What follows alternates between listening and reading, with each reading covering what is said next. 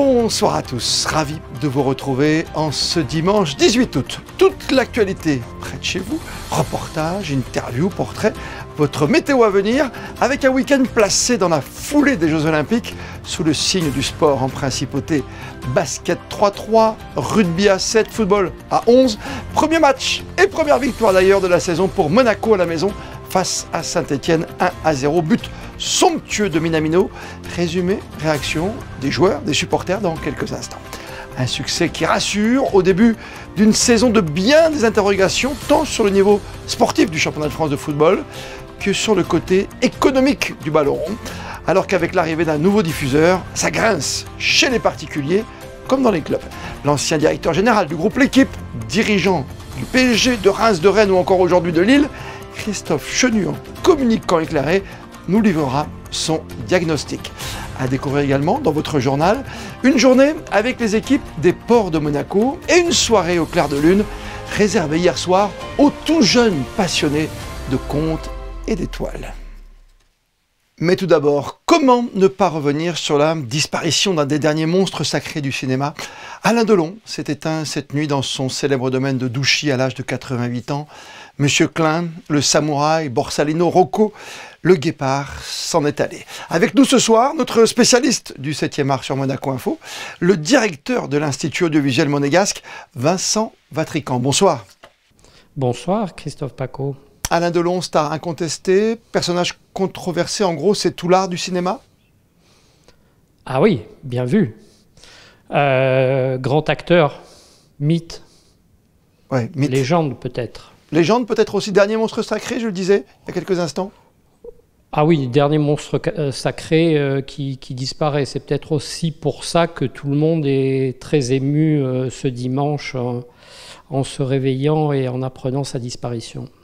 Grand parmi les plus grands comme Belmondo. Derrière lui, qu'est-ce qui reste finalement? Peut-être Depardieu et plutôt un personnage féminin qui pourrait être à cette hauteur? Oui, Brigitte Bardot, même si elle ne tourne plus au cinéma depuis très longtemps.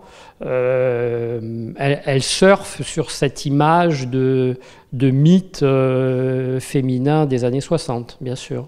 Plein soleil dans les premiers films, la piscine, tout à l'heure je parlais de Rocco, évidemment de Borsalino, de Monsieur Klein.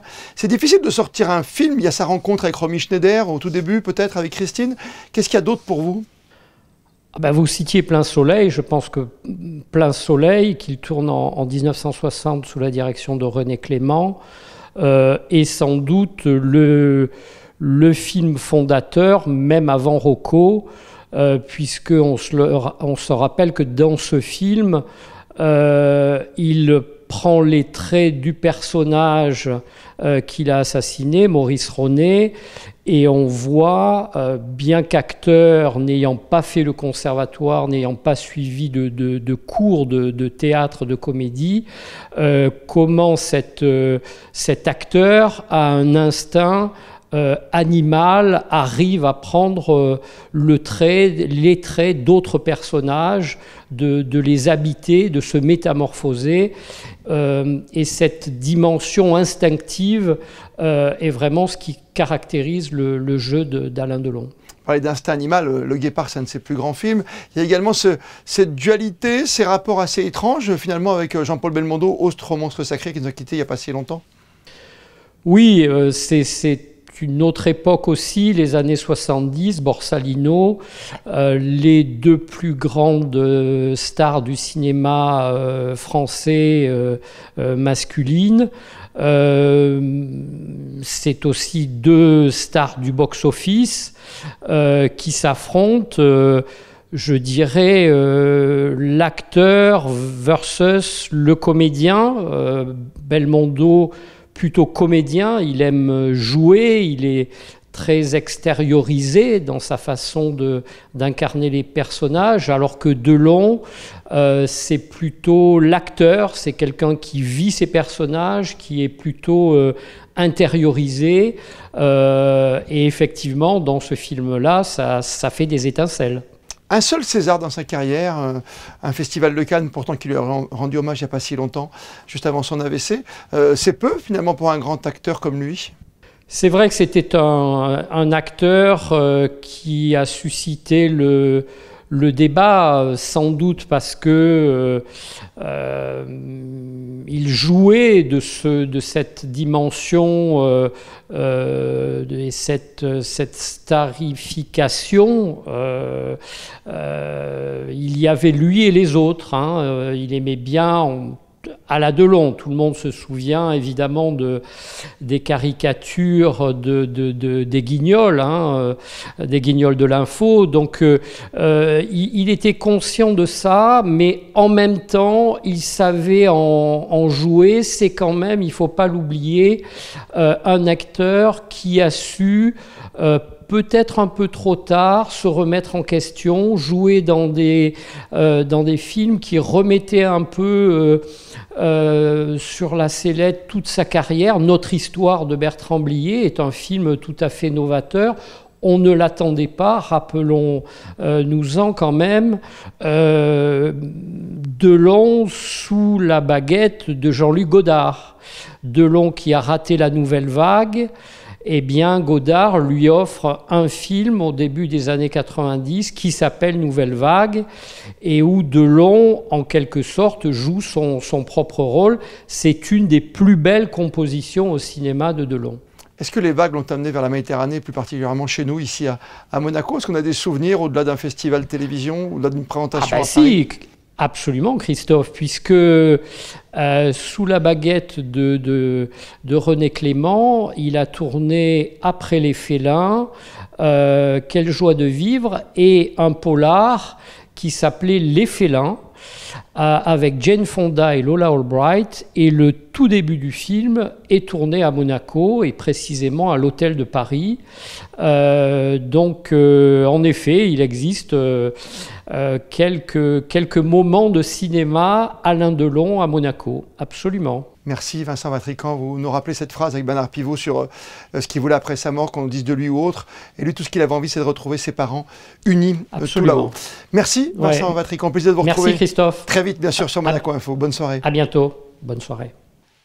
Les sports maintenant, reprise gagnante pour nos footballeurs monégasques à domicile avec un succès 1-0 face aux promus Saint-Étienne. Les Verts qui ont entretenu le suspense jusqu'au bout du temps additionnel. Gaëtan Lebrun au stade Louis II hier soir avec Arnaud Imbert. L'AS Monaco FC ne pouvait pas mieux commencer la saison 2024-2025 après les victoires du Paris Saint-Germain et de l'Olympique de Marseille. L'AS Monaco se devait de répondre et c'est ce qu'ont fait les hommes d'Adi Hutter en s'imposant 1-0 face au promu l'AS Saint-Étienne sur un but de Takumi Minamino dans un match à la fois maîtrisé et frustrant pour les joueurs. On l'a fait en tant que groupe, on a profité, je trouve que quand même pendant 50 minutes on a quand même dominé cette équipe et on sait que quand on crée des blocs bas comme ça il faut toujours faire attention aussi aux contre-attaques et je trouve qu'on les a bien contrôlés, mais comme je dis c'est une équipe aussi qui a des qualités, qui nous a quand même montré 2-3 trucs qu'on doit analyser, mais toute honnêteté, on a fait un bon match. Je suis content de la performance de l'équipe et de la mienne. Et comme j'ai dit, le petit truc qui nous manque un peu offensivement, c'est les 2-3 buts en plus.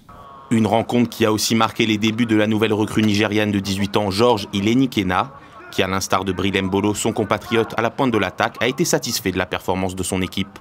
Bien sûr, c'était un match avec beaucoup de buts refusés. C'est le foot, c'est comme ça. Il y a des moments, il y a des buts qui sont refusés et on a fait avec et au bout on a gagné. Donc on est très contents. Les supporters, eux aussi, étaient au rendez-vous. Plus de 14 000 d'entre eux étaient présents hier soir au stade Louis II. Ils ont pris part à la fête et se sont montrés enthousiastes pour la suite de la saison. C'est bien de commencer par une victoire. 3 points, c'est toujours très important de commencer le championnat par une victoire. Ça donne de la confiance au groupe. Là, je pense que la victoire à Barcelone, ça a beaucoup donné confiance au groupe. Donc ils sont partis pour bien enchaîner. On va avoir une très bonne réponse à Lyon la semaine prochaine, voir de quoi on est capable cette saison. L'AS Monaco FC qui se déplacera à Lyon samedi prochain à 17 h. Le retour de l'incontournable feuilleton de la Ligue 1, bien sûr, sur fond de tension, d'interrogation, après notamment des mois de discussion concernant les droits télé revus à la baisse. Le départ aussi des grands joueurs, à l'image de Kylian Mbappé, son meilleur représentant. Alors pour faire l'état des lieux de notre championnat en pleine reprise, l'ancien directeur général du groupe L'Équipe, administrateur du PSG, de Reims, de Rennes ou de Lille à l'heure actuelle, est avec nous ce soir. Bonsoir Christophe Chenu. Bonsoir Christophe Paco. C'est bien parti quand même pour les clubs que l'on soutient comme vous, aujourd'hui administrateur à Lille notamment, qui avait connu le Paris Saint-Germain. C'est bien parti pour Lille hier soir et pour Monaco aussi. Ça nous va bien. Ça veut dire qu'il y aura la lutte pour le podium cette année, voire pour la première place, qui sait? Bah, ce que je constate surtout, et c'est assez rare, c'est que dès le premier match, les gros, entre guillemets, sont là. Paris était là, Monaco est là, Marseille est là, et Lille, que je considère comme, non pas un gros, mais en tout cas un challenger, fait un bon début de saison. Alors en plus, avec notre match de qualification pour les Bien barrages sûr. de Ligue des Champions. Donc c'est un début de saison qui est quand même difficile et qui se passe plutôt pas mal, malgré l'énorme frayeur que l'on a eue Hier sur soir. Angel Gomez à la 10e minute hier après-midi. Christophe Chenu, ce bon niveau des prétendants au titre, même Marseille est là, déjà presque dans la course. On a l'impression que c'est parti sur un bon rythme. C'est plutôt rassurant sur un championnat qui nous pose question quand même cette saison. Oui, bien sûr, il y a plein de questions qui se posent. Alors après moi, ce que je pense, c'est que peut-être cette saison, il y aura un peu plus de suspense. Et je pense que le suspense fait partie des centres d'intérêt majeurs d'un championnat comme le nôtre. C'est vrai que les années précédentes, les gros, notamment Lyon ou Marseille, ont pas répondu présent, n'ont pas participé à ce combat avec le Paris Saint-Germain. Ça faisait l'affaire de Brest, ça Oui. fait l'affaire de Lille, ça fait l'affaire d'autres clubs, bien sûr. Mais c'est vrai que si on veut avoir un championnat intéressant, il faut que les 4-5 prétendants soit là dès le début et un peu à la bagarre. Ouais, un Big Five comme à l'anglaise, qui est le championnat rêvé, bien sûr, notamment au niveau des droits télé, qui sont retombés très très bas pour vous, dirigeants de clubs, vous qui avez connu notamment le PSG, Reims, bien sûr, ou Rennes encore aujourd'hui, cette équipe de Lille. C'est divisé par deux, quoi, les revenus pour l'année prochaine, pour budgéter quelque chose et de retrouver des stars ici et là. Oui, alors après, moi je ne sais pas si ce sont les stars qui font l'intérêt d'un championnat. Bien sûr, on a envie d'avoir du spectacle, du grand football. Je pense que l'intérêt d'un championnat, il est surtout lié, donc, comme je l'évoquais, à un suspense. Suspense pour le titre, les places européennes, ne pas descendre. Et je pense que les supporters, les fans, ils suivent surtout leur club. Ça existera toujours. D'ailleurs, moi, je suis convaincu, parce qu'on parle des droits télé, que les téléspectateurs, ils regardent leur club. Peut-être qu'ils Oui, regardent un oui. match du PSG ou de l'OM une fois de temps en temps, mais si on est supporter du Havre ou de Nantes, on va suivre le Havre et Nantes. Donc il y a vraiment, on l'a vu d'ailleurs cette année, jamais le niveau des abonnements n'a été aussi élevé. C'est-à-dire C'est ça qui est quasiment fou. tous les clubs ont un record d'abonnements. Donc ça veut dire que finalement ce championnat, il intéresse les amateurs de football. Il a une valeur sur le marché qui n'a pas été celle que tout le monde espérait, et ça crée évidemment un problème. Le véritable problème étant le décalage brutal entre ce qui était attendu et ce qui était obtenu. Donc il faut s'adapter, il faut un temps d'adaptation, d'adapter ses charges aux recettes qui sont inférieures. Il faut se poser véritablement la question de comment bâtir un modèle économique dans le temps qui permette à un opérateur, y compris si c'est la Ligue d'ailleurs, dans le temps durablement de faire rentrer des abonnés à un tarif acceptable, de les fidéliser et sur du long terme de pouvoir rentabiliser un investissement. Et à ce moment-là, bah, les clubs seront plus riches et les stars reviendront. Mais c'est plutôt dans ce sens-là, Bien sûr. à mon avis. Mais là où ça coince finalement, Christophe Chenu, c'est nous, quand on paye nos abonnements, quand on enlève du Amazon, on enlève du Canal, on rajoute de temps en temps, mais là on va rajouter et du BIN pour ceux qui ne l'avaient pas encore, et du DAZN, avec en plus, on voit bien que ça commence à arriver sur les réseaux sociaux, quelques critiques même des plus grands joueurs, avec un format low cost, c'est ce qu'on lit ici à droite, avec des commentaires en cabine, il n'y a plus de plateau, il n'y a plus d'émissions autour, on perd un peu de ses paillettes quand même. Oui, non, mais tout ça est parfaitement juste. Et c'est pour ça que si vous voulez, l'un des sujets, c'est l'addition aussi des opérateurs. Parce que si on veut suivre le foot aujourd'hui, il faut avoir Canal+, il faut avoir DAZN, il faut avoir beIN. Et Oui, c'est l'addition de tout ça qui crée un budget qui est considérable. C'est pour ça que je pense qu'il y a véritablement un modèle nouveau à inventer avec un opérateur. Je ne sais pas si c'est la Ligue ou si c'est Canal ou si c'est quelqu'un oui, oui. d'autre prendrait l'intégralité et qui, pour un budget raisonnable dans le temps, il faut donner de la durée aussi, aurait la possibilité d'avoir suffisamment d'abonnés à un prix acceptable. Ça passe Voilà. peut-être, Christophe Chenu, par une ligue fermée aussi au niveau des clubs, dont on parle depuis longtemps. Alors, malheureusement, moi, je suis un peu un vieux de la vieille Oui, et c'est quelque chose auquel je ne peux pas adhérer parce que la culture du sport européen, c'est celle de la méritocratie, des montées, des descentes et les ligues fermées, pour moi, c'est évidemment un peu un non-sens, même si, évidemment, les ligues européennes vont de plus en plus et sont déjà des ligues quasiment fermées parce qu'on voit oui. bien que tous les ans, les huitièmes de finalistes se retrouvent quasiment être les mêmes d'une année sur l'autre parce que les droits télé européens sont considérables. Nous, on l'a vu à Lille encore récemment, quand on a participé à la Ligue des Champions, on a passé la phase de poule, ça crée un appel d'air budgétaire colossal. Et donc, si tous les ans vous y retournez, ben, vous créez un avantage différentiel qui est énorme par rapport aux autres clubs. Pour conclure, l'après-jeu, c'est bénéfique ou ça peut être contrariant pour le supporter qui souvent passait l'après-midi devant sa télévision, la soirée, même le matin, devant une télévision où il ne payait pas. On va aussi vers peut-être, voilà, de façon illégale, vers un achat de boîtiers différents. C'est inquiétant pour le monde du foot, pour conclure encore une fois, quand on voit ce qui se passe aujourd'hui, concrètement, quand vous dites qu'il faut dépenser plus de 100 € pour avoir des matchs de foot, on commence à se poser plein de questions. Vous venez d'adresser deux points qui sont essentiels dans votre question. Pour moi, il y a un point essentiel qui est que le football, le sport le plus universel, le plus populaire, est aujourd'hui diffusé à quelques dizaines, centaines de milliers de personnes, alors que, évidemment, des millions de gens ont envie de le regarder. Les Jeux Olympiques ont été un excellent exemple de la popularité du sport. Évidemment, ce serait le cas pour le football dès lors qu'on est sur une chaîne gratuite. Donc, je trouve que, d'une façon générale et depuis des années, ce modèle de télévision payante, qu'il soit pour le football national ou européen, est contre-productif pour la popularité de ce sport, l'universalité de ce sport, le recrutement de nouveaux téléspectateurs chez les jeunes. Les matchs sont par ailleurs, pour moi, beaucoup trop tard pour les enfants en semaine, pour la Ligue des Champions qui vont à l'école, par exemple. C'est des choses qu'il faut, à mon sens, corriger.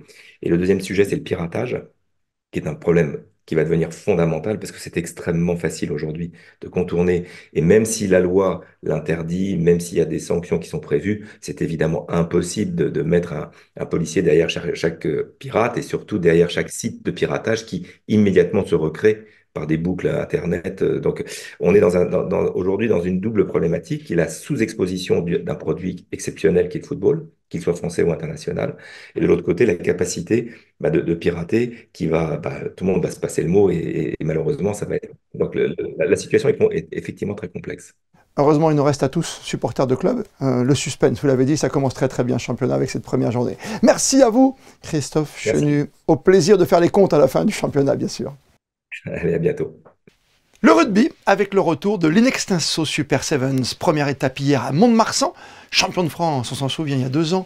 Le Monaco Rugby 7, après avoir battu Vannes, Montpellier et Toulouse, s'est incliné en demi-finale devant l'équipe de rugby à 7 du Racing Sevens, d'un tout petit point seulement, 22-21. Prochaine étape, samedi prochain à La Rochelle. C'est l'un des sports qui a connu l'un des plus grands succès aux derniers Jeux Olympiques, c'est le basket 3-3. Et hier, le Monaco International Light Quest était de retour sur le port Hercule. Le tournoi de basket, sous un seul panier, a rassemblé pas moins de 12 équipes internationales et de nombreux spectateurs qui sont venus les encourager, bien sûr. Une compétition estivale avec son lot d'enjeux, comme nous l'explique Théo Schubert. Déjà 4 éditions pour le tournoi de basket en 3-3, une compétition presque aussi populaire que son aîné en 5 contre 5, mais avec des règles un peu différentes. Contrairement au basket traditionnel, donc ça se joue sur un demi-terrain. Contrairement au basket traditionnel, c'est des possessions qui durent 12 secondes et c'est des matchs qui vont des matchs de 10 minutes ou alors 21 points. La première équipe qui a 21 gagne le match. Si à la fin du temps réglementaire il y a égalité, il y a une prolongation et la prolongation c'est la première équipe qui marque 2 points. Le Monaco International Light Quest rassemble professionnels et amateurs. Outre Monaco, la France était encore de la partie avec des équipes locales comme Nice ou encore Menton, mais également des équipes venues d'Italie, de Belgique et d'Espagne. Un événement avant tout convivial, mais avec un enjeu, car à la clé de ce niveau, le Light Quest, les vainqueurs se qualifient pour les compétitions professionnelles du niveau suivant, le Challenger. Alors sur des matchs de 10 minutes, la tension se fait sentir, comme ici, avec Monaco face à l'équipe de Bologne. On a perdu, clairement on pouvait les jouer tous les jours dans les yeux. Bon voilà, on a raté des petites choses faciles, moi le premier sur la fin notamment. Ça nous coûte clairement le match. On est en quart de finale parce que c'est un concours de circonstances, il y a une équipe qui a déclaré forfait, mais ça aurait été mieux de le mériter par des victoires. Donc là, être en quart avec une défaite, ça fait un goût amer, mais bon, on aura tout à jouer au moins. Le basket en 3 contre 3 gagne en popularité ces dernières années. En témoigne sa présence aux Jeux Olympiques depuis 2 éditions seulement. Tokyo en 2020, puis Paris cet été, où une médaille d'argent a d'ailleurs été remportée par l'équipe de France. Une discipline dont le succès grandissant a déjà attiré 2 fois plus de curieux que l'année passée au tournoi du Port Hercule. Parce que le public est de plus en plus intéressé pour voir ce genre de spectacle. Au départ, ils passaient, ils s'arrêtaient peut-être pas trop. Là, maintenant, ils ont vu les images, ils ont vu ce que ça permettait de faire. Ils connaissent un peu aussi les règles, parce que le basket, que ce soit 5-5 et 3-3, des fois, on a un peu de mal à suivre. Mais bon, à partir de là, je pense que ça prend toute sa place. Un succès qui en appelle d'autres. Une nouvelle édition est déjà prévue l'année prochaine. Le port, ces événements sur le quai Antoine Ier, les ports de Monaco, et cette fois, la vie de tous les jours, avec en cette période estivale, toujours très animée, les mouvements de bateaux, de yachts qui se succèdent devant la principauté à l'intérieur des ports. Alors, gros plan ce soir sur les agents de la Société d'exploitation des ports de Monaco qui veillent en continu sur le trafic maritime. Reportage de Sylvain Péroumal et Fabien Bonilla. La SEPM a été créée en 2002 et a démarré son activité en 2006. C'est une société anonyme monégasque détenue à 100% par l'État. Elle a pour objectif de gérer les 2 ports de la principauté d'un point de vue technique et commercial. Sur 12 mois consécutifs, il y a 2 périodes bien distinctes. Il y a une période dite d'hivernage qui commence au 1er octobre et qui se termine au 30 avril, donc c'est 7 mois. Et puis après, à partir du début mai jusqu'à fin septembre, c'est la grosse activité dite de passage de la société. L'été, en moyenne, on a à peu près 55 mouvements par jour, rien que pour le port Hercule. Entre les entrées et les sorties, il y a 55 mouvements de navires d'assez grande taille. Depuis 2006, le chiffre d'affaires de la société s'est beaucoup développé. Pour la dernière année dont les comptes sont clos, c'est-à-dire 2023, on a réalisé un chiffre d'affaires de 27,5 millions et on a généré une redevance pour l'État d'à peu près 14,5 millions. 46 salariés permanents travaillent à la société d'exploitation des ports de Monaco, plus une dizaine d'intérimaires pour étoffer l'effectif l'été. Au sein de la SEPM, il y a des maîtres de port en polo blanc, des agents portuaires en polo rouge sur les semi-rigides pour aider par exemple à l'amarrage et du personnel technique en polo bleu comme des électriciens. Notre rôle principalement, c'est tout ce qui est amarrage des bateaux, amarrage, largage, tout ce qui a un rapport avec le port. Tout bateau, que ce soit les locaux, les gros yachts comme ceux-là, même les croisières aussi. Ouais. C'est du boulot. Ah, c'est du boulot, ouais. En pleine saison, c'est du sport même. Ouais. Mais c'est agréable, c'est un bel environnement, un bel endroit. Sissi Summer de Port de Monaco, j'écoute. Bonjour, juste pour vous confirmer notre arrivée d'ici 1 heure. 1 heure à l'arrivée, c'est tout bien pris. Le poste de contrôle opérationnel gère le flux constant des va-et-vient des bateaux, petits et grands, et parmi tous les yachts qui rentrent dans le port Hercule, pour ceux qui dépassent 80 mètres, comme le Sissi Summer, un pilote de la direction des affaires maritimes est amené par des agents de la SEPM. Il doit monter à son bord. Le pilote donc embarque pour conseiller le commandant dans la manœuvre. Le commandant reste responsable de son navire et le pilote connaît le port et le mélange des deux fait qu'en principe la manœuvre se termine en bonnes conditions et non pas brutalement contre un quai ou contre un autre bateau. Après être escorté, le yacht pénètre dans le port Hercule. Pendant ce temps, les agents portuaires vérifient que l'on entre ou que l'on ne sorte pas au même moment. Des plongeurs sont sur place si besoin pour l'ancre ou les amarres. La manœuvre est délicate, pour nous c'est impressionnant, mais les agents sont rodés à ce type d'exercice, c'est leur quotidien, ils font ça tout au long de l'année. Et tout au long de ce mois d'août, nous vous emmenons à la découverte d'activités estivales. Hier soir, à la Trinité avait lieu une soirée sur la thématique des contes concernant les étoiles sur le site de l'Astrorama au Fort de la Revère. Un événement spécialement concocté pour les enfants. Théo Schumer et Thomas Deus étaient sur place. Le rendez-vous s'appelait Cap sur les étoiles, une soirée autour des contes et surtout de l'observation des astres au télescope. Mais faute d'étoiles disponibles, dissimulées sous les nuages, les enfants ont pu au moins en discuter avec les passionnés d'astronomie de l'association Parsec à la tête de l'Astrorama depuis 38 ans. On est sur une soirée qu'on appelle Spectacle aux étoiles ce soir, où on propose en première partie de soirée des animations de médiation scientifique, de vulgarisation autour de l'astronomie. On organise ces soirées tous les soirs de l'été sauf le dimanche lundi et tous les samedis soirs du reste de l'année. Alors pas forcément un spectacle aux étoiles, on organise des soirées de 4 heures avec de l'animation, du planétarium et des observations encore une fois au télescope et à l'œil nu. La deuxième partie de soirée était consacrée à 2 contes, mais pas sous forme de lecture. Cette fois, ils étaient interprétés, et ce, bien sûr, toujours sur le thème de l'astronomie. Le premier conte s'appelle, donc c'est l'invention de la nuit. Alors là je suis partie d'un conte qui vient plutôt d'Amérique du Sud et le principe c'est qu'au début la nuit n'existait pas. Voilà. Et donc comment ça s'est passé pour que cette nuit arrive jusque chez nous. Voilà. Donc ça c'est le premier conte. Et ensuite le deuxième conte, les étoiles disparaissent. Là je suis partie d'une histoire de Maurice Carême dans la trame et ensuite j'ai réécrit. Parce qu'en fait je prends les trames des contes mais je réécris ensuite à ma façon l'histoire. Il y a de l'interaction dans la parole conteuse. En général, c'est comme ça que ça se passe. On est vraiment en lien avec le public, c'est un rapport assez simple. Voilà, on le fait participer à certains moments, à d'autres moments non. Enfin voilà, c'est au fil de la narration, quoi. Et l'interaction a bien fonctionné, juste ce qu'il fallait pour oublier que les étoiles avaient disparu du ciel ce soir-là.